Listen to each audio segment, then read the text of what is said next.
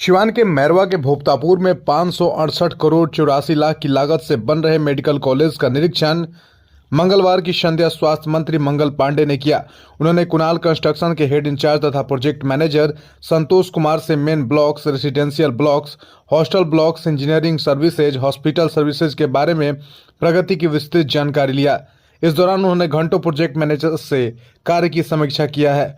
उन्होंने बताया कि लास्ट 3 महीने का जो टारगेट तय किया गया था उस कार्य में तेजी लाया है। उन्होंने निर्देश दिया कि लक्ष्य को देखते हुए मैन पावर को बढ़ाया जाए, जिससे समय अवधि में लक्ष्य को हासिल कर लिया जाए। उन्होंने इंटर्नस हॉस्टल जो बनकर तैयार है उसको जाकर देखा। उन्होंने बताया कि 40% से अधिक कार्य को पूरा कर लिया गया है। इस कार्य को पूरा करने में कंस्ट्रक्शन टीम रात दिन कार्य कर रही है।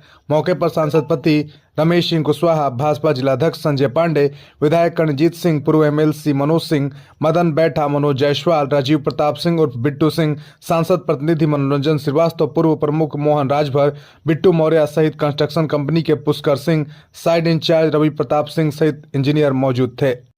अभी मैंने पूरा जो प्रोजेक्ट है उसकी रिपोर्ट को देखा है और जो प्रोग्रेस हुआ उस प्रोग्रेस को भी देखा है।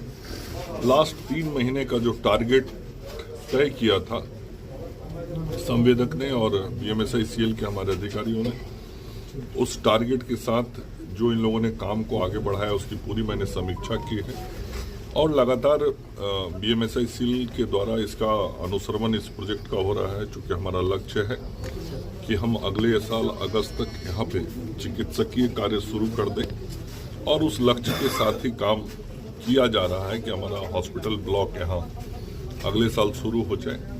तो दिन रात सब लोग परिश्रम कर रहे हैं और आगे आने वाले समय में ये कार्य की गति और तेज होगी। मैन पावर यहाँ बढ़ाया जा रहा है और मैंने आज भी निर्देश दिया है कि जितने मैन पावर अभी काम कर रहे हैं इसको और बढ़ाने की ज़रूरत है, बढ़ाने की आवश्यकता है।